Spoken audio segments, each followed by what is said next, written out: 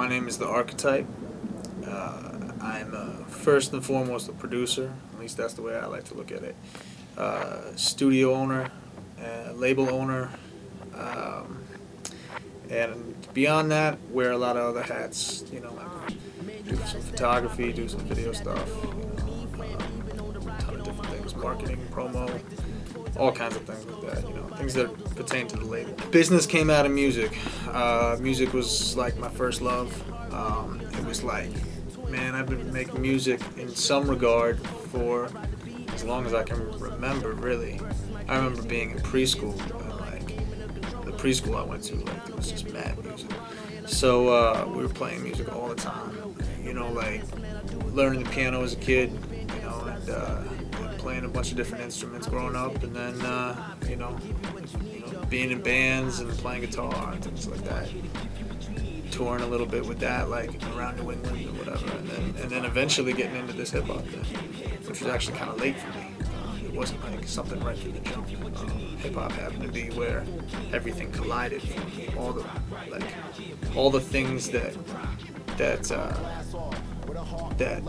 inspired me musically all collided in hip hop. There was one place where all my different all the music that I loved to listen to, all the different types of music could all live in one place, and there were no rules. There was, you know, I could go into a reggae joint, and then right after that switch into some classical music, and, you know, into some hard rock. Like there was no rules. From that, like, yeah, like I said, the business came out of it. It was kind of just an organic thing. I really started making beats out of, like, sort of almost as a joke.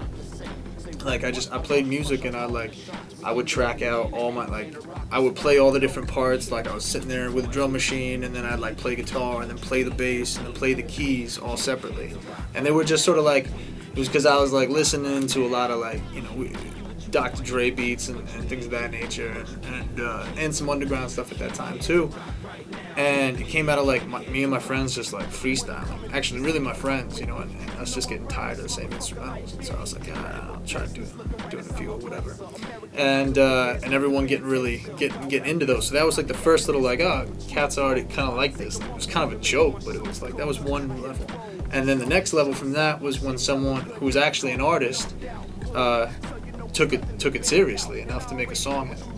Then I was like, wow, this is like legitimate. You know, I started playing it around with a few people, and they were like, yo, this is actually really dope. That's like some of the dopest stuff he's ever done.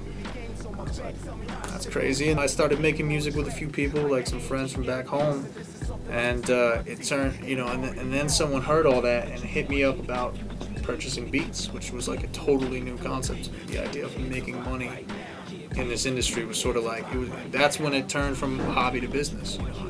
But it was a hobby first, and that's the most important thing. I always try to keep that in mind when I'm doing this stuff, is that this came out of love, and it came out of passion, and it came out of a hobby. And I'm trying to make a business out of something I love doing, and I gotta always make sure that my priorities are that way. So it is a business, but it's derived out of love. So it's a grind. It is really like, you know, it's funny because there's two sides to all this. It's like I said, it comes out of passion, but then there is that business side of things. It's like, you know, you could be the dopest producer you have ever heard. Like seriously, you could know your boy who sits in his room and makes the craziest beats you have ever heard. But if all he's doing is sitting in his room making beats, and that's it, you know, that's the beginning and end of it. So it's kind of like, it's a challenge, you know, when you got to meet, like, you got to take what you've poured a lot of passion and love into and been creative with, and then really turn it into like a business and try to operate in a way that's business savvy. It can be a real challenge, you know what I mean? And there's a lot of, like, you know, it's funny growing up, you know, you hear a lot of people talk about the pay your dues thing, and, you know, you're sort of like, yeah, I feel you on that, no doubt, but it's like, pay your dues is really something you don't understand until you've gone through it. Like, until you really have gone through the idea of trying to make a legitimate shot at a career and gotten shot down so many times, you know what I mean? And just get, like, straight up laughed at, you know what I mean? Just like, you try to get somebody to check your beats out or whatever, and you don't get the time of day from them. So it's like, it's crazy, you know, like, but you keep doing it, you know, that's the thing. It's like the idea of getting knocked down, but then getting back up and doing it all over again.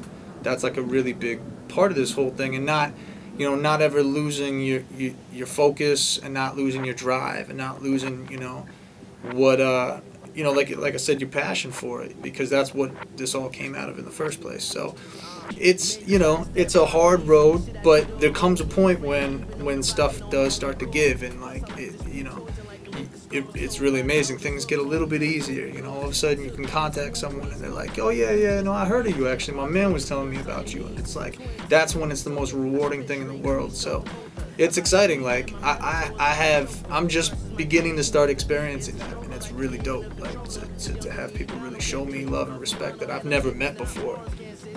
Is really an amazing thing. So it is pretty cool. Like, you couldn't put me in a box necessarily, because that's one thing that really aggravates me, is like I don't want to be known as just a guy who makes this kind of beat. You know what I mean? I want to be known as a producer who's had his hands in a lot of different things. You know what I mean? So you can't really just put me in a box and look at me in one way. You know what I mean? So that's why a lot of times the projects I work on, I try to work on, like, give everything a very different sound, you know, so it's like you almost don't even realize that I produced this project and that project and that project, you know, and always growing and developing, but really that, like, you know, that whatever I am doing, you know, people know that it's going to be done well. Like they can't necessarily predict what it's going to be, but they know it's going to be dope. So when they see that name, because there's people I look up to in that regard.